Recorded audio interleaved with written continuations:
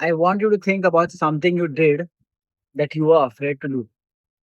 Not a vague fear, a specific thing, a conversation you avoided for weeks, a decision you kept putting off, a project you circled so many times you wore a groove in the floor around it, a call you rehearsed in your head 100 times before you made it, a door you stood outside of for months before you walked through. Think about how big it felt before you did it. Think about the version of it that lived in your head, the worst case scenarios, the mental rehearsals, the time the times you played it out and it went badly and you decided you needed more time before you were ready to try.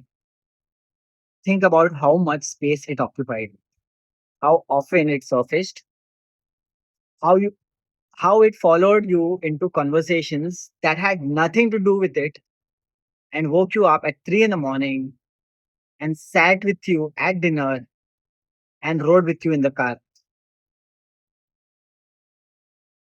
Now think about after you did, after you made the call, had the conversation, walked through the door, sent the email, started the thing. How big was it? For most men, the answer is smaller than I thought. Sometimes dramatically smaller. Sometimes the thing they had been carrying for months was resolved in a 10-minute conversation. Sometimes the project they had been afraid to start was flowing within the first hour. Sometimes the door they had been dreading walking through opened easily, and the room on the other side was just a room. Fear inflates, action deflates. The obstacle is almost never as large as the anticipation made it. This is not a new observation. Every man who has done something hard has felt this, but feeling it and understanding what it actually means about fear, about how your mind works, about what you have been losing every day you spent on the wrong side of the thing. That is what this episode is about. The 10 spies came back from Canaan with a report. Numbers 13, they had seen the land, they had walked through it, and their report was the land devours those who live in it. The people are giants.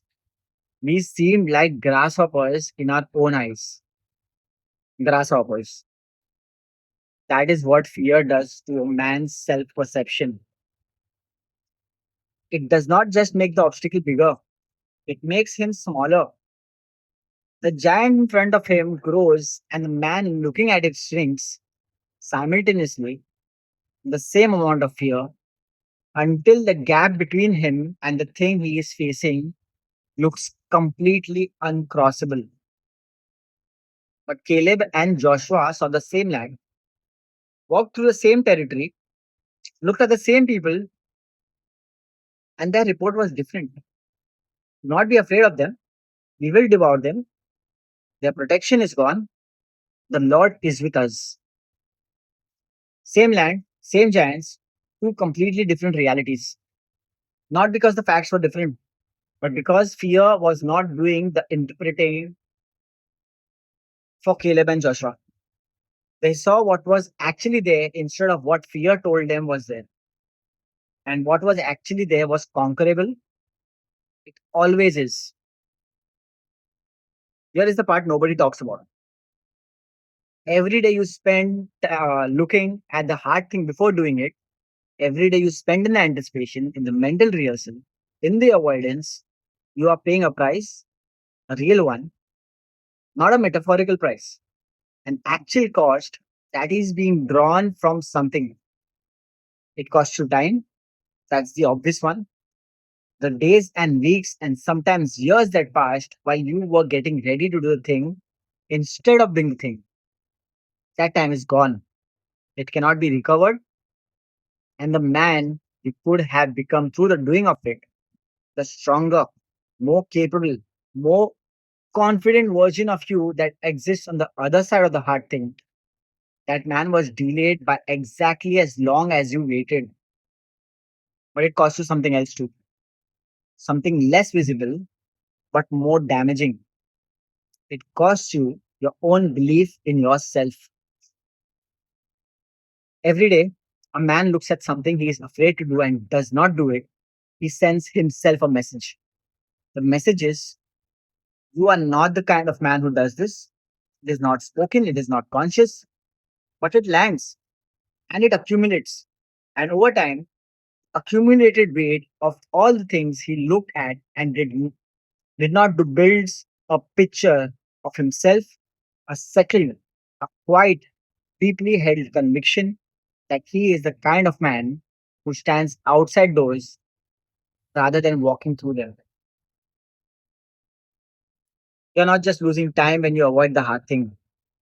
You are building an identity around the avoidance.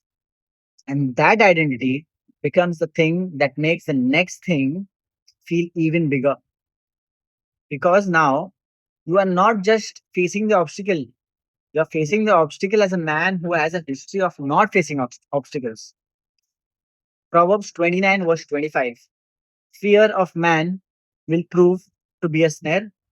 A snare is not a wall, a snare is not an obvious barrier.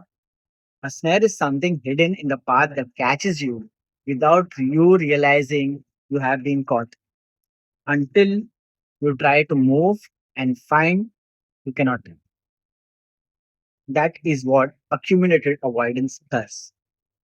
Does not announce itself, it just quietly limits the range of motion of the man who has been choosing it.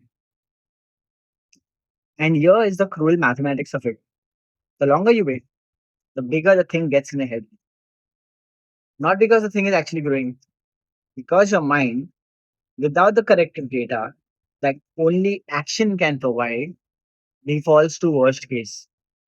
Every day without action is a day your imagination fills in the blank. And imagination, when fear is driving it, always fills in the blank with something worse than reality.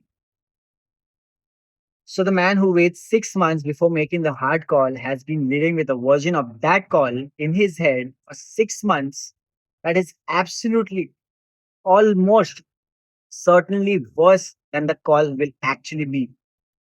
He has faced 6 months of anxiety for something that, when he finally does it, will take 20 minutes and feel manageable. 6 months for a 20-minute conversation. This is the real cost of anticipation, not the thing itself, the gap between the thing and the doing of it, and everything that lives in that gap. Now, I want to go somewhere deeper than productivity or mindset or getting out of your own way, because this is built, not felt. And on this show, we do not stop at the psychology, we go to the source. 2 Timothy 1, verse 7. God has not given us a spirit of fear, not a spirit of caution. There is wisdom in caution, and discernment is a gift. Spirit of fear, that kind of fear paralyzes. That kind, the kind that inflates the obstacle and shrinks the man. The kind that keeps you standing outside the door, rehearsing the worst case instead of walking through it. That did not come from God, which means every time you have looked at something you were called to do, something that had your name on it, something God had prepared you for, something that was yours, and decided it was too big, too hard, too risky, too much, you were not being spiritually discerning. You were listening to a voice that was not His. God gave you power, He gave you love, He gave you a sound mind. What He did not give you is the fear that has been making the hard things in your life look like giants. That is not from Him. The giants were never as big as the fear said they were. And the fear was never from God, which means you have been letting something that did not come from God make decisions about what you are capable of. Joshua 1, verse 9. Have I not commanded you? Be strong and courageous. Do not be afraid. Do not be discouraged. The Lord your God will be with you wherever you go. That is not an encouragement, that is a command. Be strong and courageous is not a suggestion for the man who feels like it. It is an instruction. It is the same kind of instruction as any other command in scripture. And the reason it is a command rather than a feeling because God understood something about men that we forget. Courage is not the absence of fear. Courage is the decision to move in spite of it. And the decisions can be commanded. Feelings cannot. He is not telling you to feel afraid. He's not telling you to feel unafraid. He's telling you to move as if you were. First John 4, verse 18. Perfect love drives out fear. Fear has nothing to do with punishment, with the expectation of a bad outcome, the worst case, with a thing going wrong. The man who is rooted in the love of God, who knows at the level of identity, not just belief, that he is held, that man does not need the outcome to be guaranteed before he moves. Because his security is not in the outcome, it is in the one who is with him, regardless of the outcome. That is the man Caleb and Joshua were. They were not fearless because the giants were not real. They were fearless because their God was more real than the giants. The same land, the same people, but a completely different foundation underneath their feet. And from that foundation, the land looked conquerable because it was. The thing you have been standing outside of is conquerable, not because it is small, but because the God who called you to it is with you inside it. I want to tell you what waits for you on the other side of the thing you have been avoiding. Not the outcome, not the result, not whether it goes well or badly or somewhere between. What waits for you is the version of yourself that did it. And that man is different from the man who is still standing outside. Not dramatically different, not transformed by recognition, but different in the way that matters most. The quiet, settled, unspoken knowledge that he is the kind of man who walks through doors, who makes the call, who starts the thing, who does not let the gap between imagination and reality stay unclosed. That knowledge does not announce itself, it does not come with fanfare, it just sits in a man differently. He carries himself with something that was not there before. Not arrogance, not confidence in the performance sense, something quieter and more durable than that. The knowledge built through action and confirmed by reality that the thing he was afraid of was smaller than the fear said it was, and that the next hard thing probably is too. Every time you close the gap, every time you do the thing instead of looking at it, you are building evidence against the fear. You are constructing one action at a time, a track record that your own courage can draw on. The man who has done 10 hard things is not afraid of the 11th the way a man who has done none is afraid of the first. Not because the 11th is easier, because he has 10 data points that tell him you have been here before. He thought it was too big, it was not. You came out the other side, you will again.